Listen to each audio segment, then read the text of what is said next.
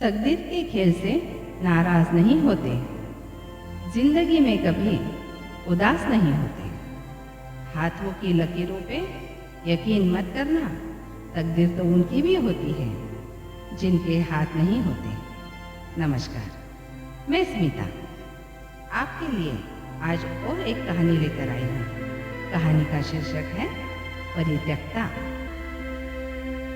आज ऐसे ही वह 4 साल पहले वाली बातें मुझे याद आ रही थी, जब हम नागपुर से अकोला शिफ्ट हुए थे। सुबह सुबह माँ पापा से कह रही थी, क्या ये आपका ट्रांसफर बिना जीवन में कुछ स्थिरता ही नहीं है। हर 4-5 साल में हम बदली करके नई जगह जाते हैं और फिर से नए से शुरुआत करनी पड़ती है। अब आगे ऐसा नहीं चलेगा। माँ ही बड़ी हो रही है, अब हमें एक जगह स्थिर होना पड़ेगा। मिहिर, आपको लगती है ना इतनी आसान नहीं है ये बातें। आप तो ऑफिस में रहते हैं, हमें तो अपना सराउंडिंग अपने आसपास ही बनाना पड़ता है। हमेशा नए लोगों के साथ एडजस्ट करने में बड़ी कठिनाई होती है। मैं यह सुनकर मन में सोच रही थी, क्या माँ को चेंजेस पसंद नहीं है। मैं तो बड़ी एक्साइटेड हूँ नई जगह जाने के लिए। मैं तो नई फ्रेंड्स भी बना लूँगी। वैसे भी रीतू मेरी फ्रेंड मुझसे हमेशा लड़ती रहती है। अब समझ आएगा उसे जब मैं दूसरी जगह जाऊँगी। ऐसी ही होती है ना यह बचपन की मित्रताएं, पल में कटती पल में पक्की। उस समय मैं लगभग 7 वर्ष में लगी हुई थी, पर आज तो मैं भी माँ के समान ही उदास थी।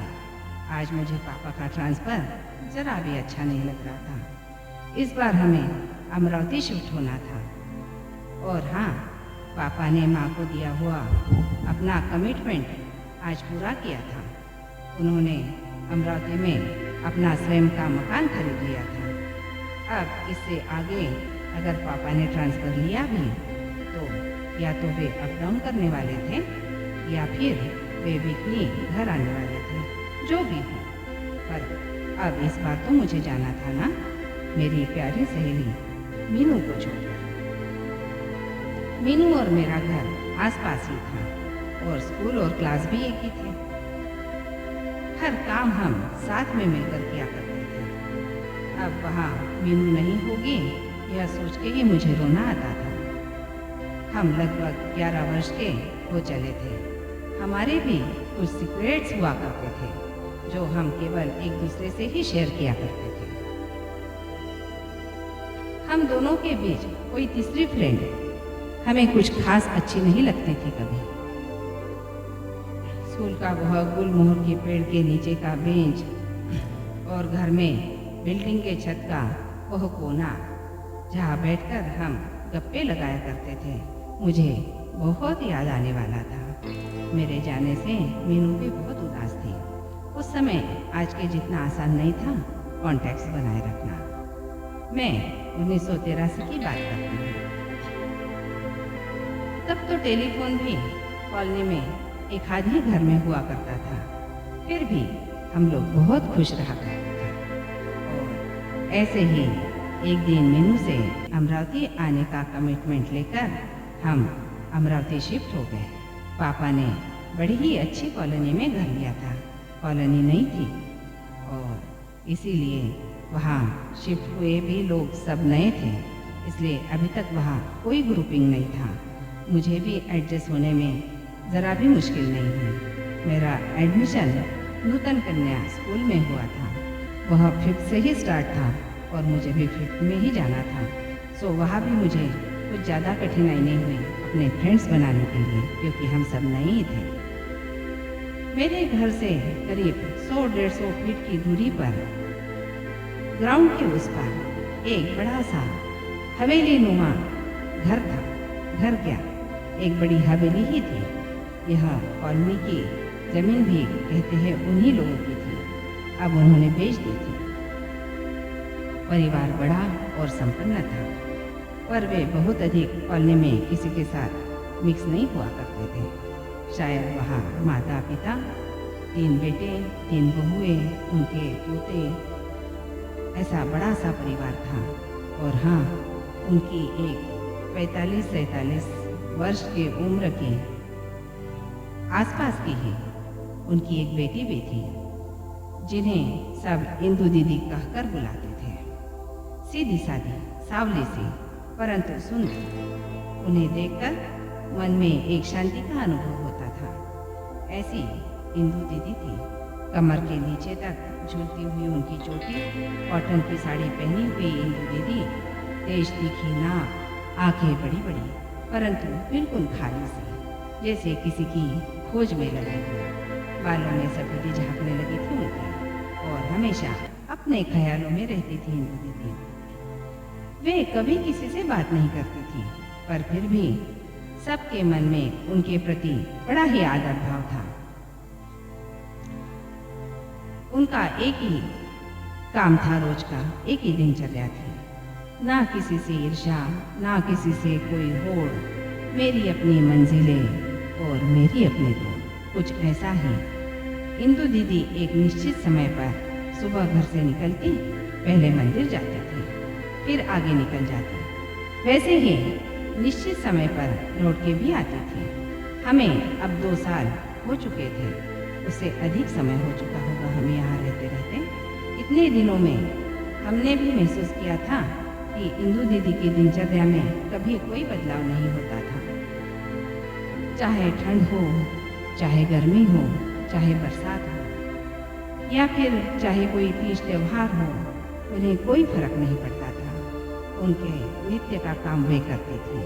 कुछ दिन में हम भी जान चुके थे कि वे बस स्टॉप पर जाकर बैठ जाती थी और एक निश्चित समय पर वापस घर पे लौट के आती थी। जो भी कारण रहा होगा उनका ऐसा करने का, पर वे लौटकर घर पे समय पे आती थी। शायद इसीलिए घर वाले भी निश्चिंत रहा करते थे। कुछ दिनों से इंदु दीदी कुछ अधिक कमजोर सी दिखाई देने लगी थी। ऐसे ही एक दिन मेरी माँ और पापा कहीं से आ रहे थे और इंदु दीदी उनके आगे आगे चल रही थी कि अचानक वे बेहोश होकर नीचे गिर पड़ी। माँ पापा ने ऑटो से उन्हें उनके घर तक पहुँचाया। करीब 2-3 दिन बाद माँ ने उनकी नौकरानी से इंदु दीदी की तबीयत के बारे में पूछा। पता किया वे अब ठीक थी, परंतु उनका इलाज चल रहा था। उसके दूसरे ही दिन इंदु दीदी की नौकरानी हमारे घर आ गई और माँ से कहने लगी कि आपको माँ जी ने, मतलब इंदु दीदी की माँ ने बुलाया है, वे आपसे मिलना चाहती हैं। और यह कहकर वह चली गई। दोपहर का खाना खा के थोड़ा विश्राम करके हम इंदु दीदी के घर जाने लगे। माँ ने कहा था, माही तुम भी मेरे साथ चलो, क्योंकि उनके यहाँ मैं कभी नहीं गई हूँ। और हम दोनों इंदु दीदी के घर पहुँच गए। माँ जी जैसे कि हमारा इंतजार ही कर रही थी और हॉल में ही बैठी हुई थी। हमें देखते ही बड़ी कठिनाई के साथ उठी और हमें अंदर बुलाया। इंदु दीदी की भाभी ने तुरंत पानी लाया।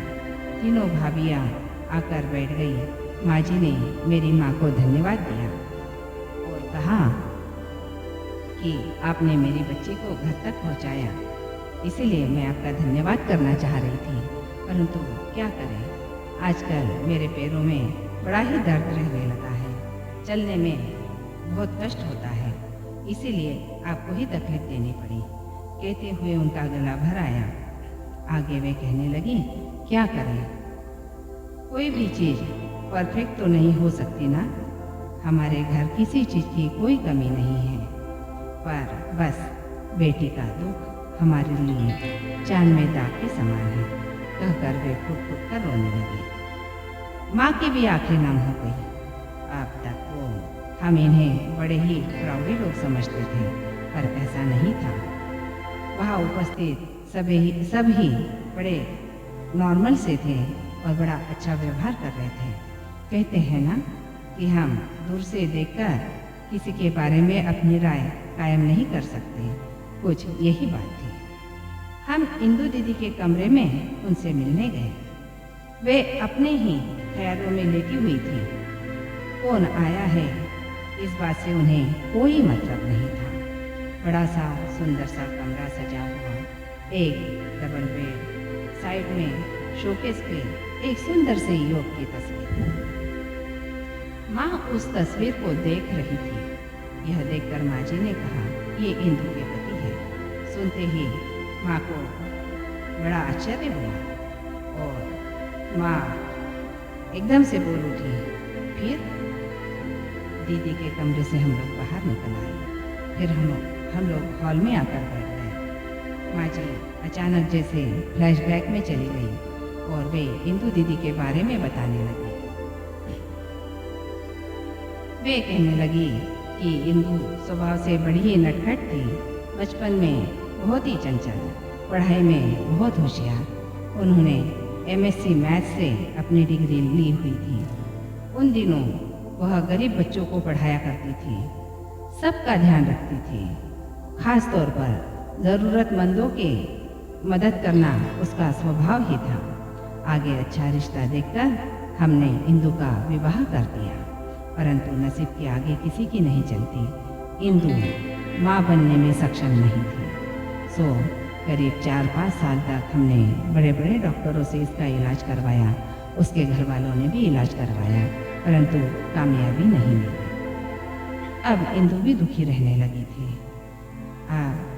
दामाद जी भी उनके माँ बाप के लिए इकलौती संतान है, इसलिए उनके माता पिता उनके ऊपर दूसरे विवाह का दबाव बनाने लगे थे। लोग अच्छे थे, पर कहते हैं ना, किस्मत के आगे किसी की नहीं चलती। इंदु को तलाक देने की बातें शुरू होने लगी। उन्होंने विचार बना लिया था कि अब इंदु को तलाक देना पड़ेगा, पर इंदु चाह रही थी कि वह वही रहे, चाहे उनके पति दूसरा विवाह कर लें, उन्हें कोई ऑब्जेक्शन नहीं था। परंतु उनके घर वाले, दामाद जी के घर वालों का कहना था, आगे कोई विवाद नहीं होना चाहिए, इसलिए सेफ्टी पर्पज से इंदु को तलाक देना ही बेटर है। अब इस बात का हमारे पास भी कोई इलाज नहीं था। एक दिन दामाद जी इंदु को हमारे घर पहुंचाने आ गए और उसे यहाँ छोड़कर निकल गए। कुछ ही दिनों में उन्होंने डिवोर्स पेपर्स भी भेज दिए। हमने इंदु को समझा बुझाकर उन पेपर्स पे सिग्नेचर करके पेपर्स वापस भिजवा दिए। हम लोगों ने सोचा था समय के साथ इंदु भरे पूरे परिवार में अपने भाई भाभियाँ और भतीजों के साथ नॉर्मल हो जाएगी, परंतु ऐसा नहीं हुआ। कई जगह रुतबा, पैसा, वैभव कुछ भी काम नहीं आता है और हम कुछ नहीं कर पाए। पति द्वारा छोड़े जाने का इंदु के मन पर बड़ा ही गहरा प्रभाव हो गया था। तब से लेकर आज तक वह डेली एक ही आस लेकर, एक ही इंतज़ार में बस स्टॉप पर जाकर बैठ जाती है कि कभी तो उसे लेने आएंगे। परित्यक्ता बनकर जीना उसके लिए एक बहुत बड़े गहरे सदमे से कम नहीं था। बस यही थी मेरी कहानी। मेरी कहानी आपको कैसी लगी? कमेंट बॉक्स में आप ज़रूर मुझे बताइए और ऐसी ही मेरी नई नई कहानियाँ सुनने के लिए मेरे चैनल को अवश्य सब्सक्राइब करिए और बेल के आइकन को प्रेस करिए। और तब तक के लिए, जब तक मैं नई कहानी लेकर नहीं आती हूँ, टेक केयर, बाय बाय।